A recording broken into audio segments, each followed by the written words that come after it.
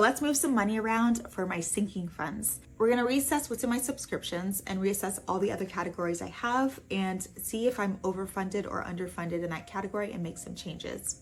I'm gonna quickly run through my subscriptions and calculate to see if there's something I wanna keep or remove for the next following year. So I just created this in Google Sheets just to see a better layout of what my subscriptions are. And I already know that I'm not gonna be renewing my Patreon subscription, so I can take that out.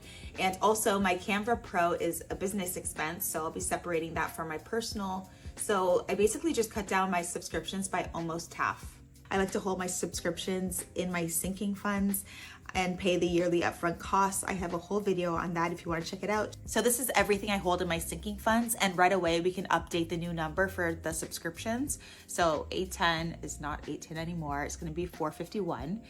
Everything else looks pretty good, but I'm going to change a few things. For example, my upfront costs, I'm cutting that down to $500 because I get reimbursed pretty quickly. So even if I did the dentist appointment, a massage, and a chiropractor all in the same month, it still wouldn't come up to more than $500. So there's no need for me to hold $1,500 in my sinking fund. And then lastly, I'm cutting down travel to $1,000 because there's no reason why I can't make anywhere I travel to a business expense, because I wouldn't be away from my business. I can do it anywhere. And at the very least, I'd be making content anyways. A sinking fund is for expected expenses, expected costs, which is totally different from an emergency fund. Emergency fund is for unexpected things like a death in the family, things you have to pay for like funeral, job loss, life changes, things like that. But a sinking fund is for planned purchases, planned costs. You're just saving the money aside for that. So we're overfunded in this account by $2,862.58,